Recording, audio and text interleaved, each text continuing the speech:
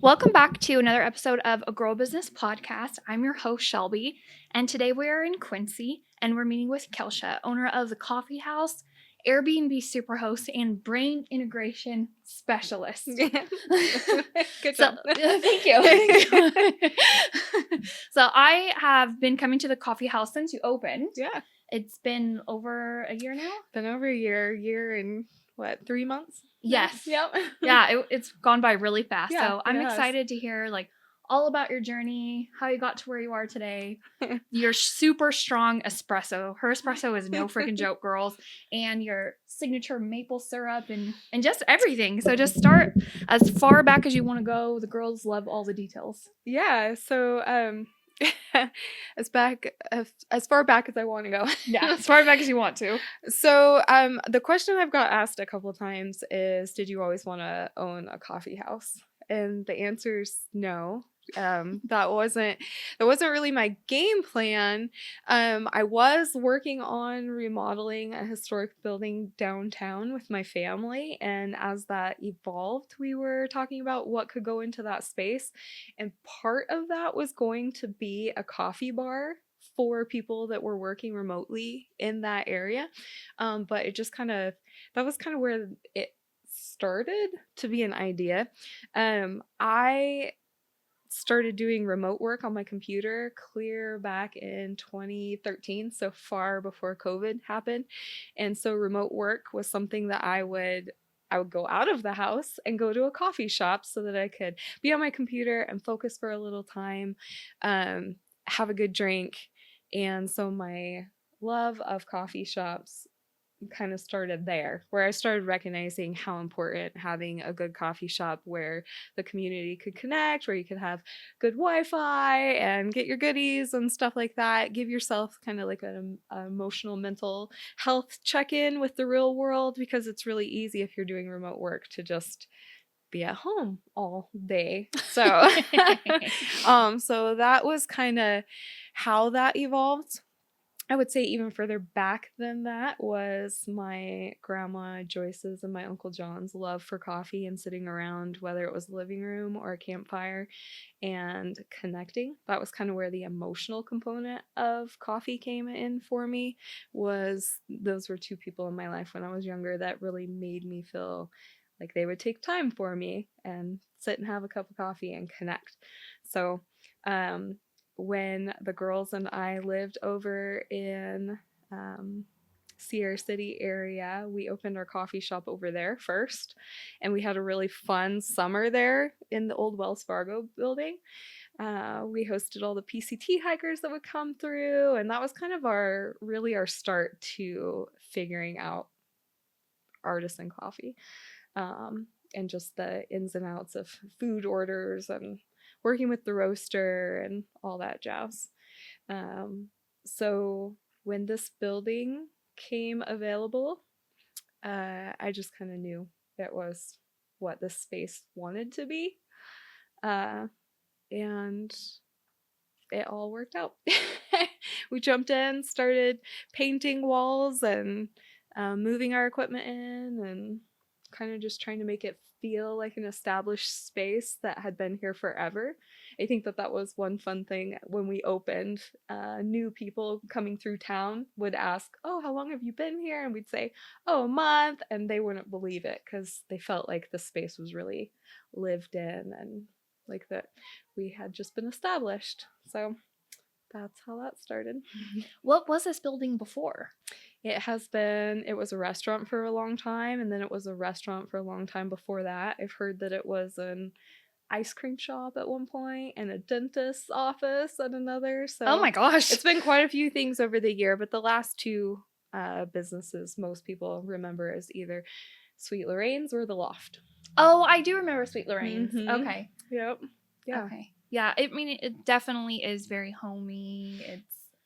It does feel like what it's supposed to be. Yeah, that's what my hope was, for people to definitely know that they could come and stay a little time or a long time, whatever they needed, and to not feel rushed out. Yeah.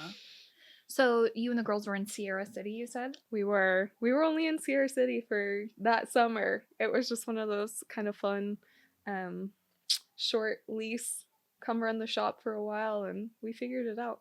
It was a good time. Where is Sierra City? If you go from Sierra Valley and you head towards Downeyville, it's up past, you go over Yuba Pass, and so it's kind of out in the middle of nowhere. And so, did you know about Quincy before? I was actually raised in Quincy. Oh, okay. Yeah. So this is you kind of coming back to your roots. Yeah. Because you've lived all over, it sounds like. Yeah. A few different places. Yeah, I was born in Fort Bragg, which is where the Airbnb is now that I run over there. I was born there, and my dad was doing logging over there, but he got in an accident and broke his ankle, I think it was, when I was just barely born. And so my family moved back to Plumas County, where their family is from, to come back to their resources. And so I was raised here. A lot of people didn't know me while I was raised here. I was homeschooled, and then I graduated a year early and left when I was 17, and all that jazz. And I moved from here and went to Colorado the first time, to Gunnison, and then I went to Oregon and Southern California and back to Colorado and Oklahoma, and just kind of moved around a lot. But then in 2011 is when I moved my girls back to Plumas County. How do they like it? Jetty, especially my oldest daughter, she really has learned to value this place as she's gotten older. We traveled a lot when she was younger, so she has seen a lot of other places, so she doesn't have that drive like, oh, I gotta get out of here and get away. So yeah, more recently she's talked about how much she really values our space. And my youngest daughter lately, she's just kind of happy wherever she's at, so she does good anywhere. Nice. Yeah. So when I first came here, one of the first times, I noticed that you had like your doTERRA stuff, and then you were teaching, you have your calendar downstairs, and you had classes, and then you have books, and I could just tell that it was like, I was like, oh, this lady is smart with business, because I could just see that the coffee house allowed you to like integrate the other things that you do. Yeah, so I was talking to people about that as the question comes up, like, why the coffee house? Because I've been a brain integration practitioner now since around 2009 is when I started seeing clients for the first time. And coffee and energy healing work don't really seem to necessarily go hand in hand. But through my own evolution of healing my savior complex, where I thought it was my job to fix everyone and to make sure that everybody had the work, and I started trying to think of ways to have a more subtle impact on the community. And like the bookshelf downstairs, I'll get the question a lot of times, why these books? Because they all have a similar vibe to them. Well, they're all books that have changed my life. So I would share them with the community. I'm so happy when I see a book sell off the shelf down there, because I know someone in our community is going to receive that information. doTERRA, I've been using doTERRA essential oils for a long time now. We started using them when my daughter was having really high fevers when she was a baby, and rather than running meds through her organs, I wanted something natural to get those fevers down to where they were manageable. And so that's when we started using essential oils a lot, was for different things like that. So having those on the shelf is it's things that are natural for me to share with people. Here's a book with some great information in it. Here's some oils that I've used myself. Here's some supplements that can change your world, So kind of just evolves that way. Yeah, I love how everything is all tied together. Yeah. I think it's great. I think one of the processes for me as I was opening the coffee house was to really work through the insecurities that not everybody would understand the space, or that the space wouldn't be for everyone, and to really kind of get okay with that we have our own area of expertise, you could say, in our community. And I've really encouraged my baristas that we just do what we do here the best we can, and we just leave it at that. We don't have to get into the comparison game and our shop versus anybody else's shop. This is just a reflection of our own creative efforts, and that's kind of it. And a reflection of you. Yeah. I love that. So the age-old question that I'm sure you get a million times, but what is brain integration therapy? Brain integration is utilizing energy kinesiology, which is the study of how energy affects your muscles. Utilizing energy kinesiology to find stress in your brain. So brain integration is an 82-point protocol that you go through, and you do these balances wherever stress is indicated on the brain. So especially we work on the corpus callosum, which is the part of the brain that gives you access to your gestalt and your logic functions. So to be integrated, even through a stressful situation, that you could have access to both of those hemispheres of your brain at the same time and not oscillate back and forth between one or the other. My work, I do go through the 82-point protocol for brain integration, but my work has also definitely evolved to include a lot of emotional diffusion work. So trapped emotions, and all that is energy that hasn't processed through your system. So it's all based on ancient Chinese medicine and meridian points. And if you go to an acupuncturist, they use needles on your acupressure points. And I don't use needles, I just use holds and utilize muscle testing to find stress.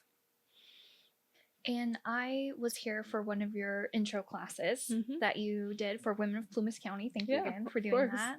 And you had mentioned you were introduced, correct me if I'm wrong, but you were introduced to it through a chiropractor back in, was it Colorado? Actually, my chiropractor was here in Reno, Nevada, but his mentor was from Colorado. So he would go to Colorado a lot for that. But I started seeing him in Reno.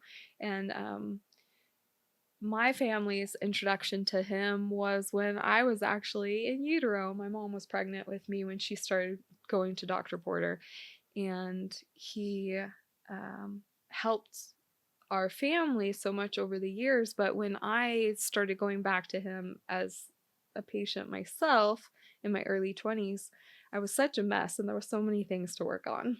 Hormones and brain function and emotional wellness and just all these different things. I thought I had severe carpal tunnel at that point. I thought I was going to have surgery. My PCOS was crazy, irregular periods, all the things. And he was the person that could help me with it all, that got those things healing and functioning. And so when I would go to him, I would always ask questions. And his advice was either trust me or study it yourself. So I studied it myself. So I went to Southern California and trained in Touch for Health, which is a energy kinesiology method. And then out in Colorado is where I trained for brain integration and emotion code diffusion work for emotional wellness. And it's all just kind of evolved together. It's all worked together. But yeah, he was a chiropractor, and when my mom was seeing him when she was younger, he did all the x-rays and the cracking and all those things. But as his practice evolved and he got more into energy kinesiology and stuff, he could balance you and correct things without all the cracking and without the x-rays to tell him what was going on. So when you first, because he said either trust me or study it yourself. So when you first started seeing him, were you like, what the heck are you doing? Yeah, it took me a while kind of to realize how much he knew about me without me telling him. You first go and he gives you advice or tells you what's going on, and you're kind of wondering, how does he know that? And then as you go, you start realizing that it's through the energy kinesiology, the muscle testing, that he's finding the answers for your specific system. And that was something that really made sense to me, as a holistic approach to your wellness has to be an individual journey. And I think that that's been one thing that has allowed me to get through that savior complex of thinking I have to save everyone too, is realizing that sometimes our journeys include pain and they include trauma, and they include hard times or struggles with health issues. And sometimes that's the catalyst for us to self reflect and to really dive in. I personally have struggled at different times in my life with pernicious anemia, and to have to really dive into my own lab work and learn how to read it for myself, and to learn about cofactors of different minerals that are needed for the utilization of the iron that you have in your body. It's just, it was, it's been a journey. And it's not that it's fun while you're going through it, it's super hard, but it is the catalyst to grow and learn and effort. So, Sounds like you've really had to be your own advocate yeah, and having to do all that research and for sure. And that's how kind of brain integration came into our life, because my daughter was really struggling with some emotions from being adopted, and someone in Colorado suggested that we go and start the brain integration process, and it changed our life so much that that's why I was like, oh, I gotta do this for other people. Because when your nervous system gets so hijacked, and your amygdala, which is in charge of processing your emotions and allowing your nervous system to calm down, when it can't do that for you, your world is really hard. And so that was one reason why I wanted to do brain integration for people, because that's a lot what it does for people. It helps them regulate their nervous system. I think a good coffee house can do that for people too. Yep, that's true. That's definitely a part of the experience here. I just got such a very lovely message from someone this morning that lives down in Chico now, that used to live up here. And it was just such a nice message about they were doing their morning yoga, and the thing that came to mind that they were so grateful for was the coffee at the coffee house, and how they haven't been able to find a cup down in Chico yet that feels so homey and so good. And they were just saying that they really look forward to coming back and having a good cup. And I think that that's one thing we really effort for here, is for people to, it's not just the coffee, it's the energy and the emotions that people feel while they're here. Hopefully. And you, again, at the intro class, you had mentioned that your training for your baristas is kind of unique because it does include energy. Yeah. Yep, I do definitely. I show all of my baristas energy kinesiology muscle testing, and I show them how their arm will stay strong with a positive thought and how their arm will go weak with a negative one. And I do share with them that I want our space to strengthen people. So when they walk in, when they walk out, while they're here, I really do want them to feel strengthened by being here. Do you see any of your baristas going on to become brain Maybe. integrationist? You never know. I've had clients before that have gone on to do different energy kinesiology training and do different things. So I think once you see the impact of that, you kind of can't unsee it, where it starts making sense in your mind. You're like, wait a second. It causes you to have to study more things. What about your daughters? I know that you said that you use it at home. Yeah, my youngest daughter, for a long time, if she senses, because she's a big energy reader, if she senses that you're stressed, she'll come and lay her hands on your forehead. So it's kind of funny. I didn't really realize she also goes and I think I do that when I balance people. I think I must go when I'm doing things, and so she does that too. With my other daughter, she's gone through her own journey of seeking out information from other holistic healthcare practitioners to support her, and it's great. I'm so happy she has found that information, but sometimes we resist what our parents tell us. Right. So if somebody else in, the area can give her some feedback about supplements that will support her or anything like that, I'm just happy. Yeah. Well, I know that we have a few holistic places in Plumas County for sure. Mm-hmm. Like we have a couple herbalists and we Yeah. have some Reiki certified girls, and Yeah. I think the more the merrier. Yeah, me too. Definitely. I've always told my clients, if you are going to, Jeff Murphy for massage or Sandy Brooks for acupuncture or whatever, whoever, I don't care. We all just have to find the tools that help us when we need them. And it changes. Sometimes you need something different or someone different, and I think it's great. Mm-hmm. Yeah. So, I think the company you keep is a big part of it too. Mhm. Just like you said, sometimes you need someone different. Yeah. Yeah. Yeah. So let's get back to the coffee, because not to do a total 180, but you said that there was somebody in Chica that was like, I just cannot find a cup of coffee that's the same. And Yeah. we had talked and you had mentioned that you went through like a real thorough process to get your beans.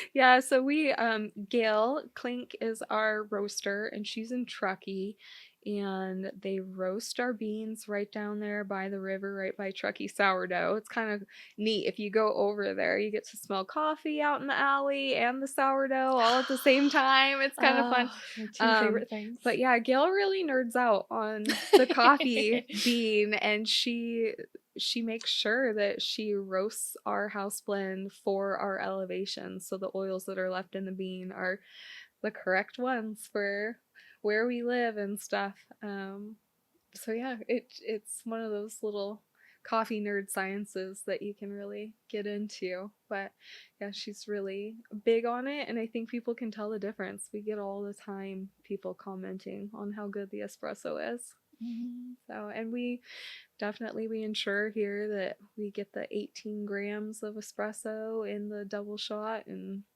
that we're pulling correctly and all that stuff. And we do have decaf too. People always ask that question.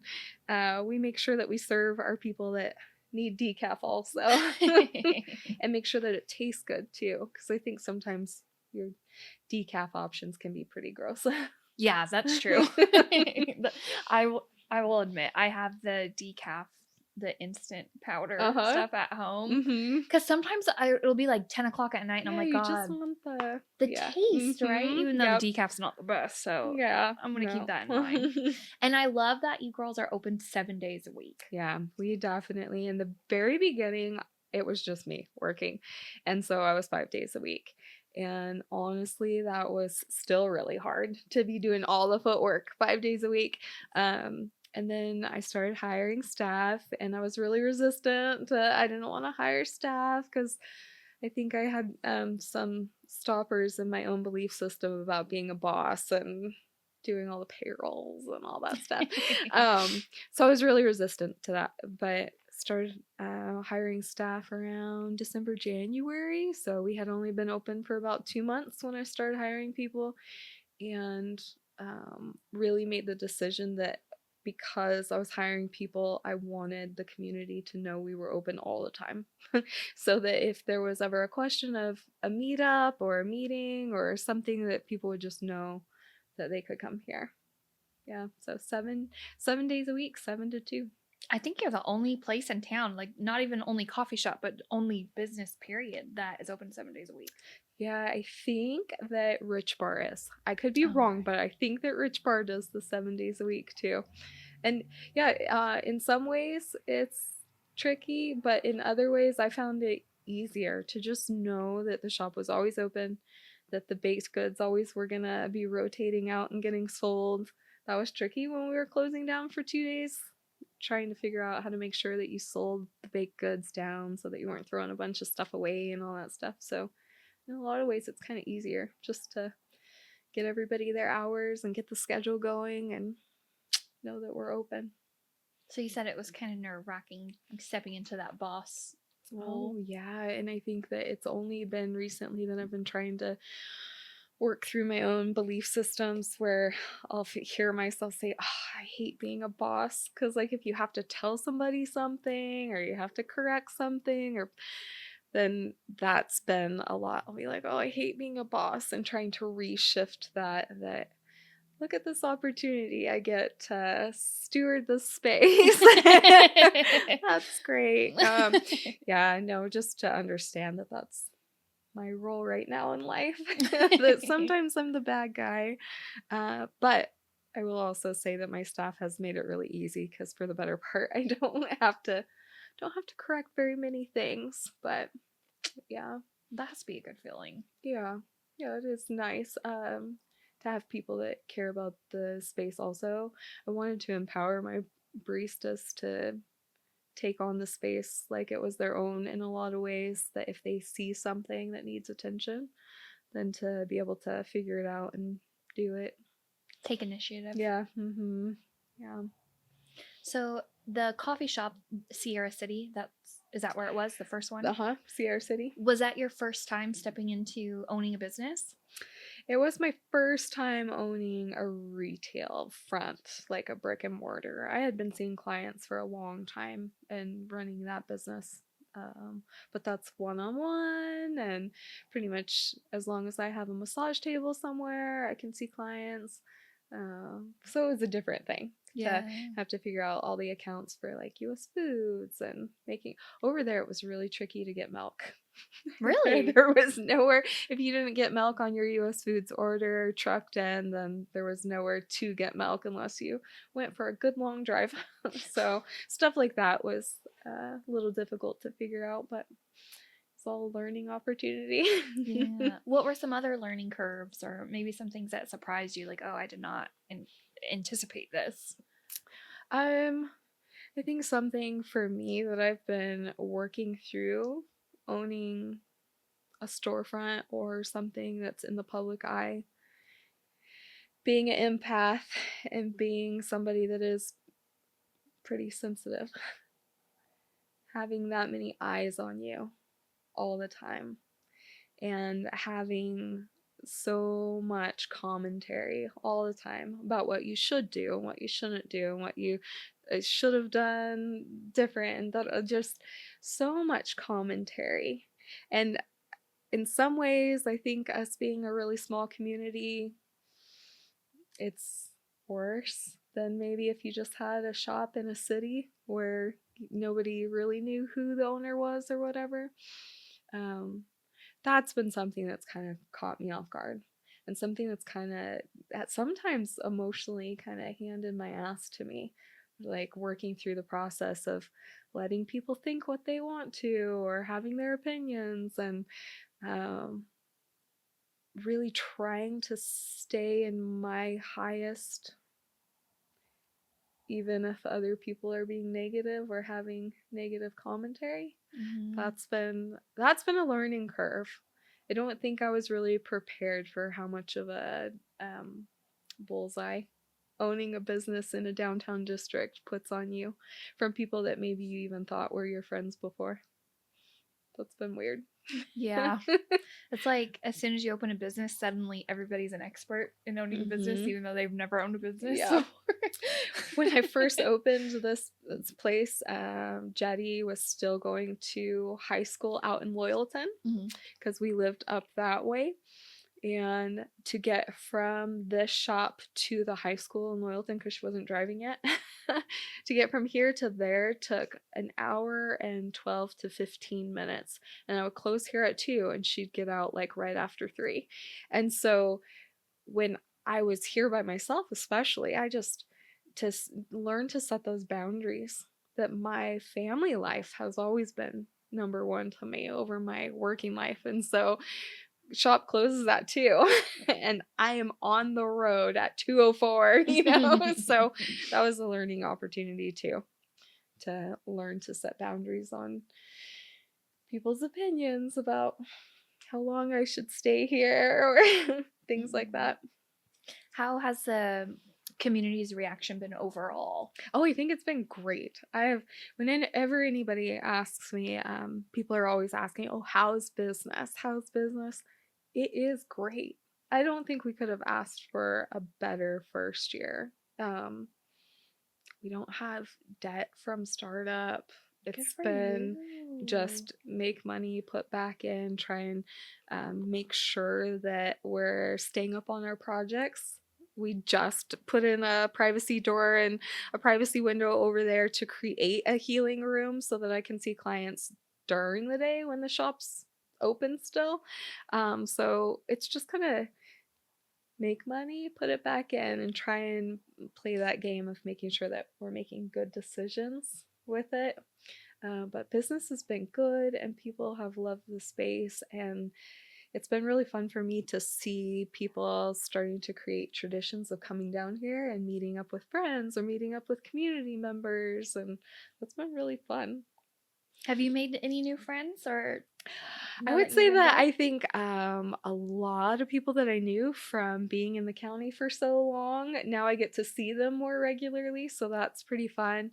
And then, yeah, just I would say a lot of new associates for sure. A lot of Yeah. people that I recognize and getting to know their drink orders and stuff. And we kind of do the Irish pub style sitting downstairs, especially. So, like, pull up a chair at a table next to a stranger type of thing.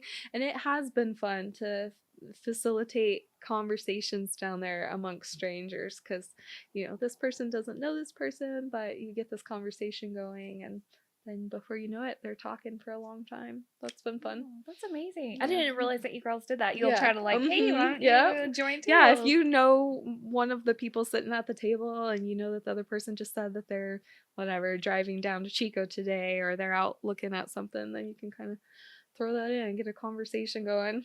How special. It's fun. I don't think you get that really anywhere else. Yeah. So that's cool. It's been fun.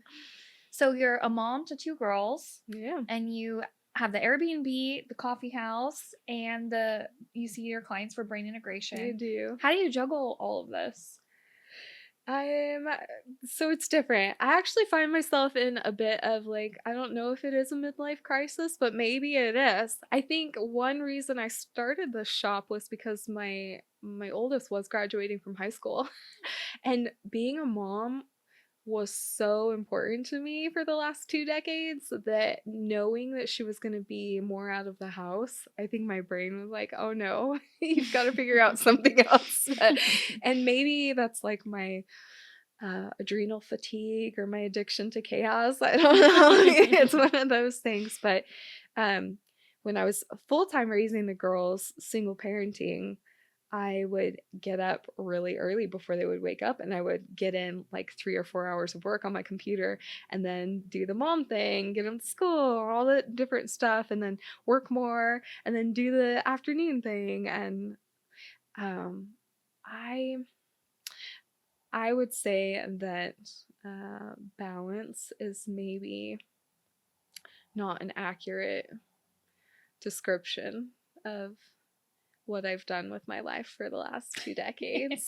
And it's kind of funny because as a energy kinesiologist and wellness practitioner, of course, I'm always encouraging my clients to take care of themselves. And so then I get the opportunity to also like, but are you taking care of yourself? Are you drinking your water? Do you take your supplements? And there's just different times of life where I do better than others. And opening the coffee house at the very beginning, self-care was not very high on the list. But then now that I have so many staff and they're covering all the hours, then there's of course more space technically for it. But then I think I also have a tendency to be like, well, what else could I do then? So I think I'm kind of going through that a lot the last little while. I was just telling my daughter earlier today, just kind of feel pointless. And that is an inner journey for sure. Where I'm like, what is that about me that feels like I need to be accomplishing or creating or being so busy all the time to be worthy?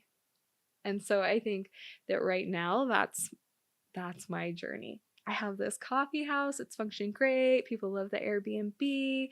My client work, always my clients are happy with their sessions. Like I get really good feedback about how people feel. So there's all these good things. And then the trick is, can I sit with that and be okay with it? Or do I need to create more chaos for myself? I can relate to that. Yeah. It's like, why do I feel like I need to earn the right to relax? Uh-huh. Like, why can't I just relax? Yeah. You know? Definitely. Yeah, that's a big one for me. I have a good friend that lives out in Utah, and similarly, I think we were raised so much that you, like on the weekends, you accomplish all your projects and then maybe you can play. And in our adult lives, we're just always accomplishing our projects. And we're like, wait, when do we ever play? Doesn't happen very often, maybe. Yeah. And then for the Airbnb, do you do that yourself or do you have I a have an property manager? amazing housekeeper over there. That's She nice. she is great. She's been doing that for me now for 3 years. She has a team that helps her. She's very responsive and she's there in town. And so if a guest ends up needing something extra, she's available. And I do have a handyman over there too. So I just have a really good team that helps me out since it's 6 hours away. Yeah, that's nice. Mine is like right on the cusp because I have one in Hamilton Branch. Uh-huh. So it's like it's far enough away. I'm like, oh, I don't want to go out there, but it's Yeah. close enough to where I'm like, I should just do it I should myself. do it. Yeah. Yeah. So I don't know, but do you girls go over there a lot, like to visit? We make it over there about 3 or 4 times a year. That's good. Yeah. So we still, I mean, we love it over there. That was one reason why we bought a house over there, because we would go and you'd be there for, 4 days a week and you still wouldn't get everything done you wanted to do. So it's nice to have a house over there so you can go back and not feel the pressure to get everything done. And that house sleeps up to 10 people. So it's a really good gathering space. We've had a lot of birthdays there and stuff like that. Do you ever host like retreats or anything out there?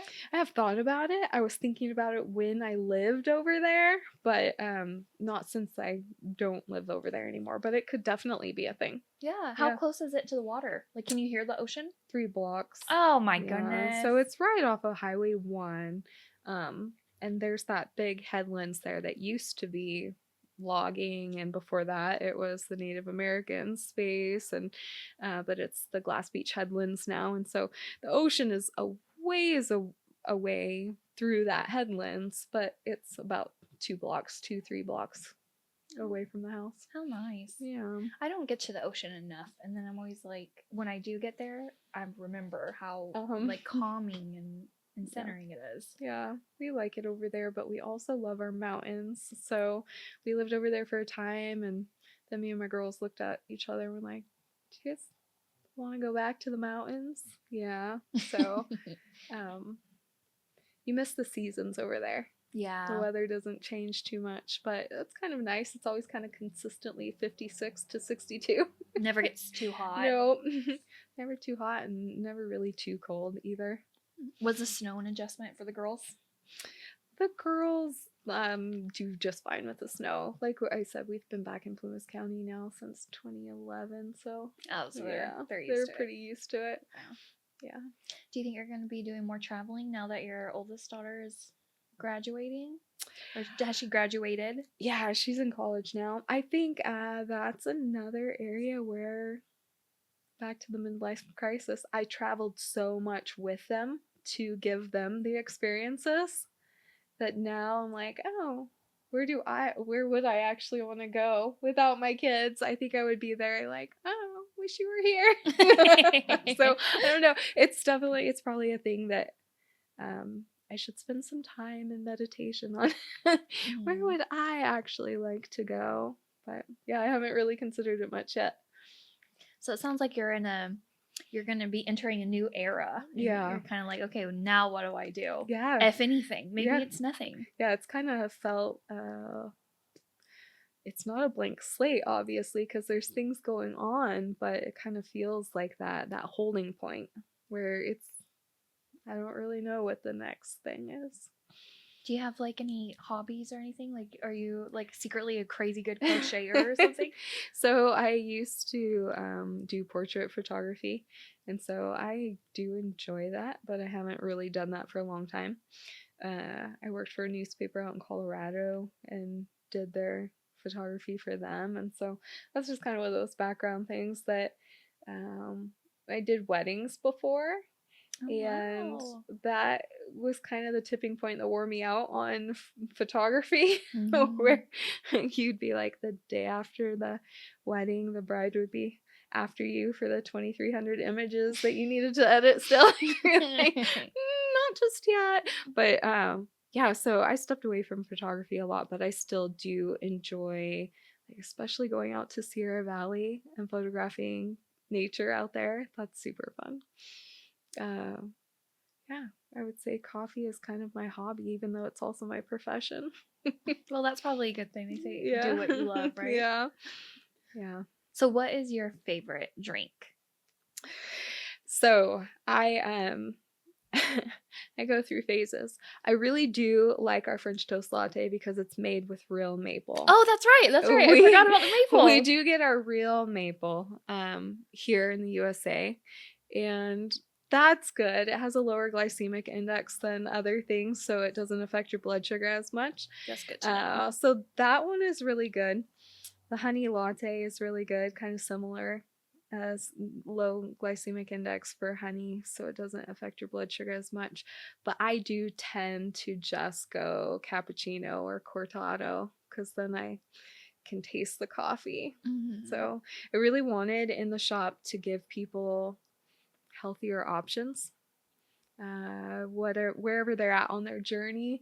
That's why we have the protein cups, because there's no grain in those. So if you're staying away from grain, when I was doing my healing journey with my chiropractor, I got off grains for almost 3 years, and that was one thing that got rid of my carpal tunnel and my PCOS and different things. So Wow. I'm a big believer in what you put into your body really super matters. So that's one reason why we have the protein cups, the egg bites, and we do a lot of our drinks not sugary based, just so that people can have that option if they want it. I love that. And then we do have an extra sweet button if somebody really needs it. Yeah. I would be like, I could never, well, I used to be a barista, but God, I remember people used to like, it would be like 6 a.m. I worked at Starbucks, forgive me. And it would be like 6 a.m. They're ordering an extra large Frappuccino with like 20 pumps of. Yeah, no, that's what and no hate on Starbucks. Obviously, their business model has worked really well for them. They do something right? And in fact, their consistency of product delivery is something that I do really talk to my baristas about. We want people to know that when they come in, no matter who makes the drink, they're getting the same thing, all that stuff. But yeah, Starbucks, if we go to Starbucks, me and my daughter will tell them half sweet, and specifying half sweet is still double the sweetness of what we do here in our shop. Yeah. So maybe next time we'll tell them 1/4 of the sweet. Yeah, And see how that's like just one, please. Just take the bottle and like wave it in front of my drink. Yeah, you know you're a barista when you stand at a counter and count the amount of syrup pumps that go into your cup. You're like, oh my gosh. Yes. Yeah. I just yeah, if somebody said extra sweet, I'd be like, oh, Yeah, okay. Like no judgment, but yeah, my cousin, she pretty much can't have a drink that's sweet enough. So when she comes here, she'll tease me because I'm like, you just go ahead and make it yourself because I can't do that. She just unscrew the pump and just pour it in. Yeah, she knows about herself. She just laughs about it. I'm like, oh man. Yeah. To each their own. Yep. I'm sure I do a bunch of stuff and people are probably like, oh, that's disgusting. You know, we all have our things. Yeah, definitely. So if somebody wanted to start being an integration client, what does that look like? Is there like an intake? Is it like a 4-week program? Brain integration typically takes us about 6 sessions to get all the way through. And then after that, it's maintenance for people wherever they want to come back for a tune-up is what we call it. One session you can see benefit from. They all build on each other. I used to, when I first started seeing clients, I would do the intake paperwork and like tell me about your history and all that stuff. And then I realized after a time that the way I was trained, we had all that intake paperwork because the founder of Brain Integration really wanted to be able to see, here's where you were before and here's where you are now. And it was kind of more wanting to prove up the system. And I don't really care about that. My clients, I don't want to waste their time. I don't want to waste our time on doing an hour session just to talk about why we're going to do the work. So come in, tell me why you're here, 10, 15 minutes, and then let's get you on the table and actually start getting through some balances. And I know that people feel better when they go through the work, so I don't feel the need to like have paperwork to go back over. You see how all these things you were complaining about before, you see where you're at now. They just know themselves. And that's the greatest part of the brain integration, is because you work yourself out of a job, and that's how it should be. People should start having better memory, their recall should improve, their reading improves, all these different things improve, and that's the testament to the work, is that they get through the process and they feel better. And if somebody wanted to start that, what's the best way to get a hold of They you? just message me. That's kind of, I am the funnel, I guess, for a lot of things. People find me on Facebook, they message me there, they send me a text, they send me an email. So it's just, we just talk and we set up your appointment. Okay. Yeah. I'm going to link all of your information in your podcast episode. Thank you. I'll put the link for your Fort Bragg house on. It's on Airbnb. Is it anywhere else? It's just on Airbnb, and also for the family friends discount. You don't necessarily have to be my family or my friend. It's just that if you heard about the Airbnb and you're generally from the mountain range and you want to make it over to the ocean, I give people the family and friend discount. But I do it after they book on Airbnb. I can go in and adjust the price down. So that's how that works. If they just send me a message and say, hey, I'm from wherever, Chester or something. Hey, I saw your episode on the podcast. Yeah. Just hoping for that family friend discount. Hey, you're besties, right? Yeah. So that's, yep. And then the coffee house has a Facebook page of its own. It does. Yep. And we try to be fairly active on there, letting people know what's here. Like we have ham and cheese croissants now, or we call them ham and cheese pockets. Whenever we add something to the menu, or with all the snow, we had one day that we were closed. So we try and be pretty active on there, let people know what we're up to. And you always introduce your baristas, which I love. Yeah. I think that's really nice. Yeah. I love people knowing who's serving them and who they're going to see. Yeah. So I will link that as well. And then any advice that you have for women who want to get into any of the things that you've done? Or I think for me, as I've thought about that, like a woman-owned business, that's been always kind of funny to me because I don't really think of myself as a business owner that is a woman. I just happen to be a woman.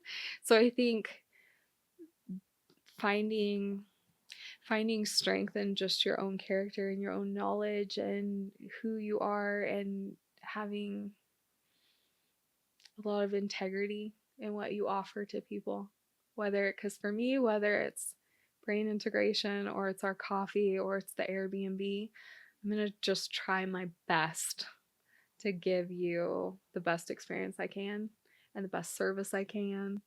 And I would say that for women out there that want to start a business, there's no reason not to. Just jump in and do it, and there are no failures. They're all just learning opportunities.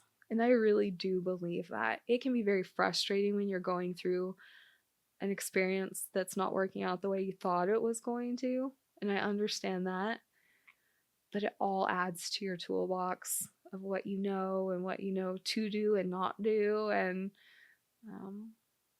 so I would just say jump in and do something. absolutely do whatever you're interested in. Why not? And to try and stay on your highest and ignore the naysayers. which, like you said, it can be hard, Yeah, it can be. but I think it always pays off. Like, staying positive, I think will always pay off tenfold Yeah, for than sure. than giving them the time of day. Mm-hmm. Even though it is tempting some Yeah, days. sometimes. Yeah. And any exciting plans that you have for the coffee house? I think we are really excited as we're more established this year now for like all the hikers to come back into town and for our patio to be able to open up. We love having 2 stories of seating. We see roughly 12 people upstairs and roughly 12 people downstairs. And so that's good. But as we get into the better weather and we have the patio back up and have the fire pit going out there and stuff, uh, and we do accept the hikers packages so they Oh, can have them wow. shipped here and we just hold on to them down in what we call the rabbit hutch. There's a cage downstairs in the bathroom. I don't know why, but we use it for hiker packages. And so that's where we'll just stick them until they make their way through Quincy. Oh, Yeah. awesome. And then the last thing I want to touch on is your logo. Yeah. Okay, tell us a story. How did you decide on the name Coffee House? And tell us a little bit about your logo. Yeah, so the coffee house, when we first actually started formulating the idea for a coffee shop, it was going to be the Den. But as we got into this particular building, the name needed to be different. There was a lot of different reasons for that, but my friend that had helped design the logo or had designed the logo, we just were brainstorming. It's like, it is the coffee house. It's the coffee house in Quincy. It's the coffee house on Main. And so that's why the name, the coffee house, is just, I really, from a marketing perspective, wanted to make it really easy on people to remember that they're just going to the coffee house. And the Den had already stuck in people's names from before. So just wanted something that could really easily stick. The logo is designed after me and my 2 daughters. Both of my daughters are adopted. And so the symbology of bringing a pack together that is different but unified really matters to us.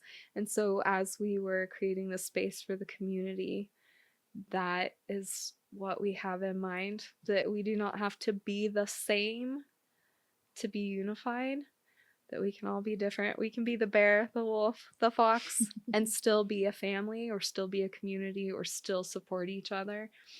When I started doing brain integration work, I realized that what I was doing for clients was bringing them the energy of unconditional love and acceptance so that their system could balance and heal and regulate. And so the coffee house has a similar mission, is to bring unconditional love and acceptance for healing and integration. So that's how our logo got designed. My friend that loves us and knows us very well did that for us, and that's what it stands for. I love it. That's wonderful. Yeah. That was something that I never did last season. I never thought to ask, how did you come up with this name or this logo? And I'm glad that I remembered to ask because that was a beautiful, beautiful answer. And Thank you. Yeah, I'm really excited to continue coming to the coffee house, and it was really good to get to know you more. Yeah. So thank you very much. Thank you. Is there anything else that you want to share or touch on or bring awareness to or let the girls know and Grandpa? Hi, Grandpa.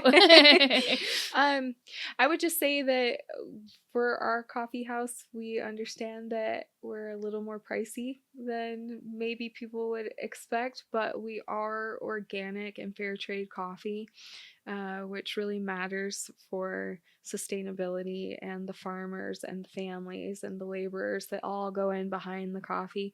That's something that we really care about. That's something that doTERRA essential oils also care about. So that's another reason why that business really lands with me, is a sustainable practice for what we consume. Our cups are unbleached. So from a health perspective, I'm thankful to have cups that don't bleach into your coffee. And then like our plastic cups and our lids, they aren't plastic, and our straws, they're all made out of vegetables. So that's something else that Wow.